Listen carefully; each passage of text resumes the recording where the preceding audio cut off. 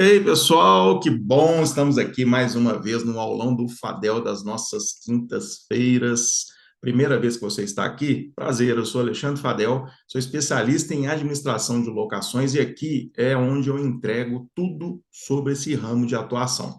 E nessas quintas-feiras eu escolho sempre um tema aí específico, porque no aulão eu consigo aprofundar um pouco mais do que em conteúdos do dia a dia ou até na live. Então, hoje, né? Eu recebi essa semana, aliás, já tem muito tempo que eu tenho recebido muitas perguntas que têm a ver com o estado do imóvel alugado, responsabilidade ali do locador e do locatário. Então, hoje, nesse aulão, que eu vou falar sobre, então, se pode ser alugado um imóvel danificado, eu vou entrar nesse assunto, tá? E aproveito para te convidar para, primeiro, seguir o canal, se você ainda não segue, ou Instagram, ou YouTube, recomendar, compartilhar, porque pode ajudar muitas outras pessoas, e comentar e perguntar o que você quiser, tá? Eu estou sempre, todos os dias, sem exceção, respondendo perguntas aqui em todas as publicações que eu faço, nos vídeos gravados, lives, enfim. Então, tem alguma dúvida, não deixe de perguntar, manda um direct também se você se sentir mais confortável, tá bom? E até pode sugerir também algum tema para que eu possa aprofundar no aulão, combinado? Então vamos lá. O estado do imóvel é uma situação que eu vou colocar que é um ponto assim nevrálgico da alocação e administração de imóveis. Talvez seja hoje em dia uma das únicas coisas na alocação de imóveis que pode fugir de uma curva diferenciada de problema. Por isso que eu entrego muito assunto para que você tenha uma locação tranquila, moderna, que seja uma experiência boa para o locador, locatário, e até para o fiador, se for a garantia contratual, mas que seja rentável também. E que você gaste o mesmo tempo e energia escalando a sua locação, escalando a sua carteira, crescendo ela. E ali a gente tem um ponto que chama manutenção do imóvel. Sim, eu sei, trabalho com isso há 30 anos, sei muito bem. Hoje em dia é muito mais fácil lidar com isso ou com qualquer outra situação da administração de locações, mas ainda eu vejo muitos administradores reclamando desse problema. Quando aparece um problema no imóvel, que tem que saber se é do locador, se é do locatário, nenhum dos dois querem assumir essa responsabilidade. E se a imobiliária tem a obrigação de resolver, reparar os defeitos, até fazer uma reforma. Então, eu queria passar por isso aqui para tentar te ajudar a partir de agora, saber lidar com isso. Mas, principalmente, em primeiro lugar, evitar uma locação que vai te dar dor de cabeça em relação à estrutura do imóvel, tá bom? Então, vamos lá. Eu vou até abrir aqui a lei de locações, como de vez em quando eu faço, para ilustrar e para você já ir aprendendo, também se ainda não tem o hábito. Aqui, olha, eu estou no Google e vou digitar 8245, que é a lei de locações. Já vai aparecer aqui a lei. Bacana. Pronto, já estou com ela na mão, né? Eu vou lá no artigo 22. 22. Opa, passei 22. Aqui tem a seção número 4 dos deveres do locador e locatário, dos deveres. E do locador, ele é obrigado, ou seja, quando a lei fala que a pessoa é obrigada, ela não tem faculdade, ela não tem escolha, ela é obrigada. O locador é obrigado. E olha o número 1, primeira obrigação do locador, entregar ao locatário, entregar ao locatário o imóvel alugado em estado de servir ao uso a que se destina. E aí? O que é isso? A lei não vai falar, senão teria que ter uns 20 mil artigos. Imagina, tem que entregar com um muro assim, a parede assim, hidráulica assim, o teto no mínimo assim, o piso no mínimo assim. Não, a lei não entra nesse detalhe. Em alguns momentos ela tem que ser genérica. E aqui serve para muita coisa. Olha só. Entregar ao locatário o imóvel em estado de servir ao uso que se destina. Que uso? Residencial, comercial, temporada. Então, se você aluga uma casa para residência e o locatário chega ali e tem grandes infiltrações, tem uma parede com rachaduras, o piso com buraco, parte elétrica que não funciona, faltando uma pia, faltando um vaso que não funciona, o portão que não abre ou não fecha, um alarme que não funciona, o interfone não funciona, a maçaneta faltando uma parte dela, a porta que não tranca. Quantas coisas ali que pode estar, o imóvel pode estar num estado de conservação que ele não serve ao uso que se destina, residencial, comercial, temporário. Não serve. E a gente tem que ser hoje, o administrador de locação moderno, ele tem que ter essa consciência. E eu vou falar, eu vou a mais aqui, porque no aulão eu posso falar isso também. Nós temos que ser bastante exigentes, para não falar duro ou qualquer outra palavra mais forte. Nós temos que ser muito exigentes com os imóveis que nós vamos administrar, porque não são raras as vezes que sobra responsabilidade para nós administradores. Veja bem, você faz a vistoria no imóvel, você aluga, o locatário muda para lá e vê que não tem condições de residir ali, ele pode mover uma ação contra o locador e contra a imobiliária. E ali a gente vai deixar a cargo de um juiz, que é uma terceira pessoa, que pode ter o entendimento que ele quiser e condenar a imobiliária também. Então, nós não podemos passar esse risco. Como não, Fadel? Eu vou recusar um imóvel? Não, você não precisa recusar o imóvel, mas você pode condicionar que a locação, inclusive com qualquer administrador, só é sadia se o locador, antes de alugar, ele vai proceder o reparo no imóvel necessário. E falando de reparo, veja bem, voltando aqui no artigo 22, aqui no inciso 4, o locador é obrigado a responder pelos vícios ou defeitos anteriores à locação. Então, se ele responde aos vícios e defeitos que existem no imóvel que é alugado, por que não reparar esses defeitos antes? E olha, a responsabilidade de avisar o locador é nossa. A responsabilidade, sim, a gente. Vamos parar com isso que o administrador não tem responsabilidade nenhuma. Se somos nós quem temos habilitação técnica, conhecimento técnico, estamos ali intermediando essa relação, como não? Desculpa quem está aqui a primeira vez, eu falo assim mesmo, eu não tenho por que medir palavras, a experiência de décadas na alocação me permite isso sim. E isso para que você seja um administrador de sucesso, que tenha quanto menos trabalho, melhor. Então, vamos lá. Quando você pega um apartamento que tem um problema de infiltração, tem um problema de elétrica, hidráulica, piso faltando, uma cozinha que não funciona um filtro, uma cozinha que não funciona a parte elétrica, vaso que não para de melejar, ou que a descarga não funciona, tem tantos problemas que a gente vê. Essa semana eu recebi aqui vários directs ou comentários, um inclusive, acho que foi no YouTube, em alguma aula minha, a pessoa comentou: Fadel, como é que eu faço? Eu aluguei um imóvel depois que eu me mudei, que eu vi que não tinha uma pia na cozinha. E aí ela pediu a rescisão do contrato e a imobiliária não quis uma rescisão sem multa. Falou que ela tinha que pagar multa. Como? Como assim, gente? A gente tem que ter consciência dos direitos e obrigações. E olha, tem um manual aqui, que é a Lei 8.245. Tem um manual. É uma das poucas profissões, prestação de serviço, que a gente tem um manual para a gente seguir. A gente tem o que pode e o que não pode ser feito. E aí, vamos consultar, vamos estudar, vamos acompanhar aqui o canal, volta em todas as aulas gravadas que está aqui no YouTube ou no Instagram. Aliás, as aulas ficam no YouTube, no Instagram tem as lives. Então, assiste, tem pergunta, manda.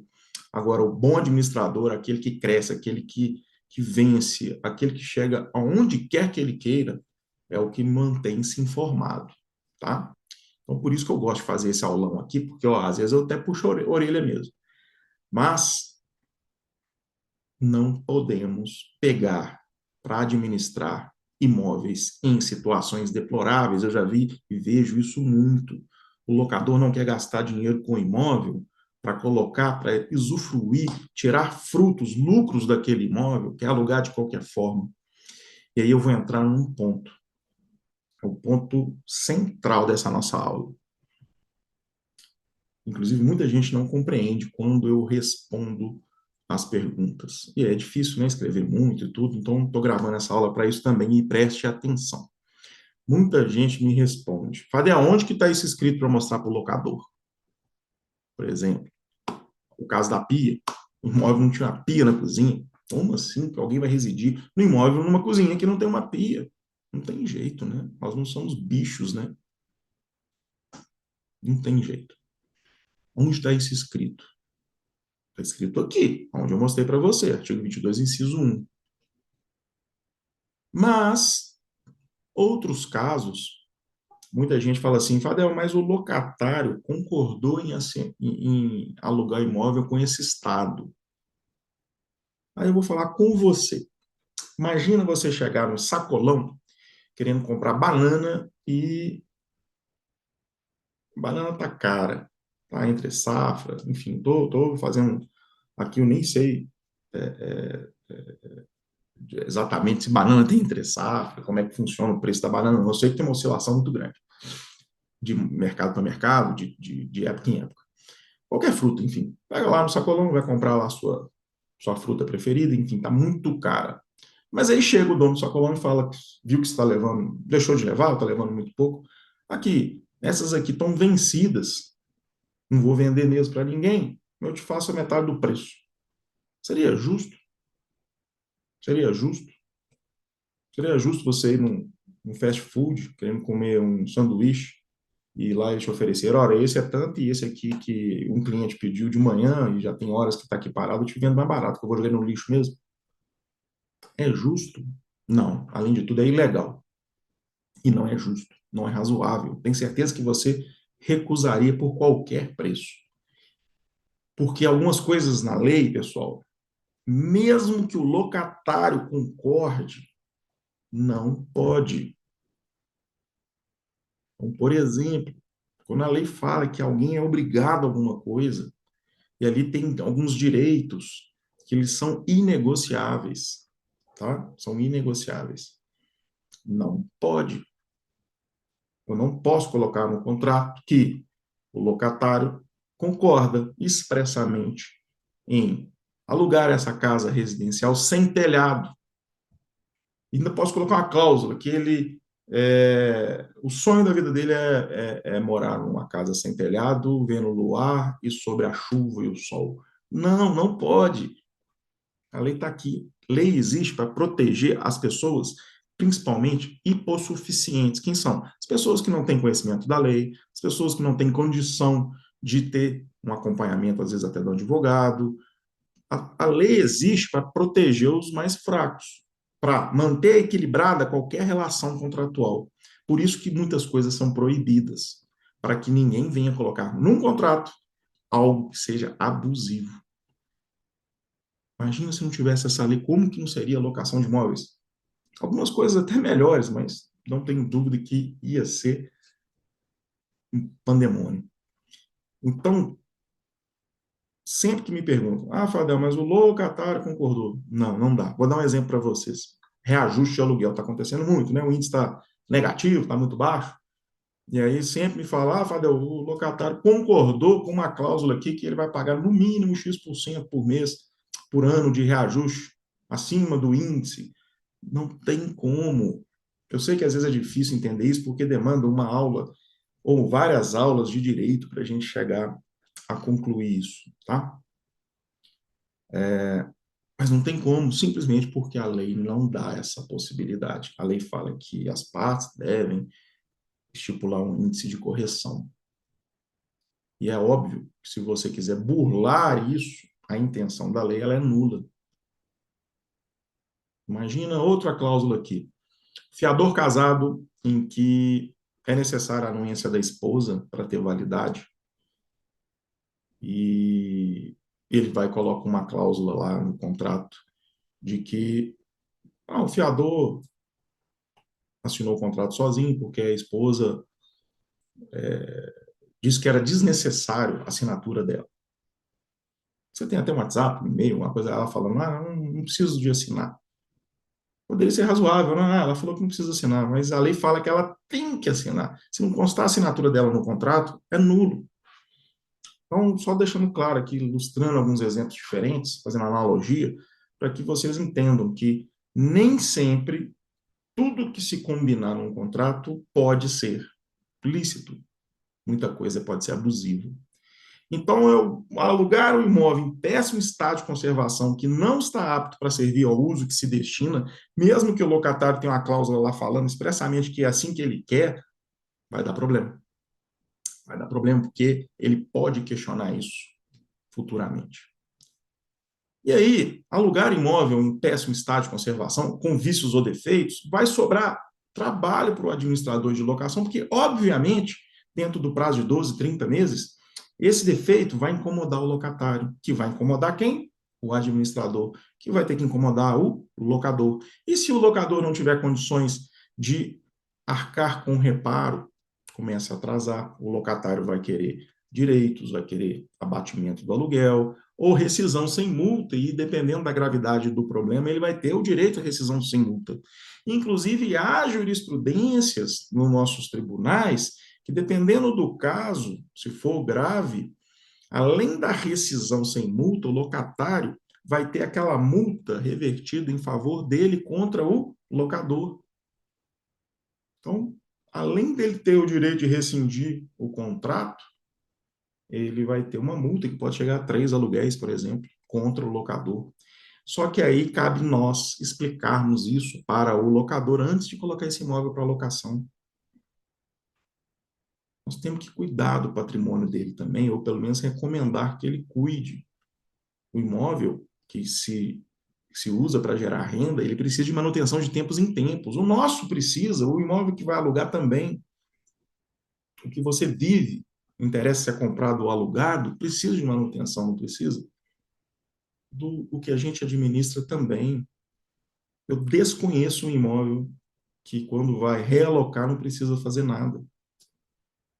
A não ser que o locatário realmente deixou tudo certinho. Mas se ele deixou tudo certinho, ou seja, pintou, fez todos os reparos necessários, precisou de manutenção, não precisou? Mas foi feita. Assim, aluga-se novamente. Então, eu estou aqui recomendando fortemente. Imagina se todos fizessem assim, que é a maneira certa. Prezado locador, dessa forma, não tem como trabalhar a locação do seu imóvel, porque ele tem vício ou tem defeito. Da sua responsabilidade reparar. E se o senhor não reparar, amanhã o locatário poderá, inclusive, rescindir essa locação alegando esse defeito. E pode até sobrar uma multa contra o senhor e até contra a imobiliária. Não tem como administrar essa locação. Eu vejo muitos com medo de perder o cliente, o locador é muito difícil, ele não entende. Olha, mas ele não entende porque vai chegar na mão de um administrador muito flexível que vai aceitar e vai alugar. E ali, o locatário, por sua vez, muito flexível, não vai questionar, talvez, ou nem sabe do seu direito, vai passar aperto no imóvel, vai entregar o imóvel chateado, frustrado, nunca mais vai alugar um imóvel com você, não vai sair falando bem, e pode ser que não processe o locador. O locador vai continuar fazendo a mesma coisa, afinal de contas, para ele deu certo. Refletiu sobre isso?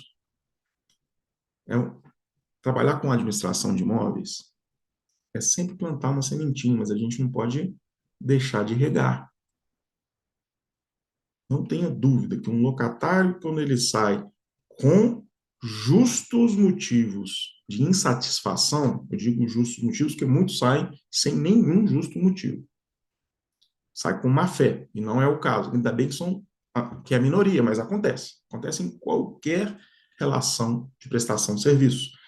Mas o locatário que sai também com justos motivos de que o direito dele não foi atendido, isso reflete lá na frente. Se ele não ajuiza uma demanda, se algo mais grave não é procedido, só o fato da insatisfação dele, que ele vai espalhar, pode refletir lá na frente perda de faturamento ou diminui o crescimento, o ritmo de crescimento da sua carteira de locação.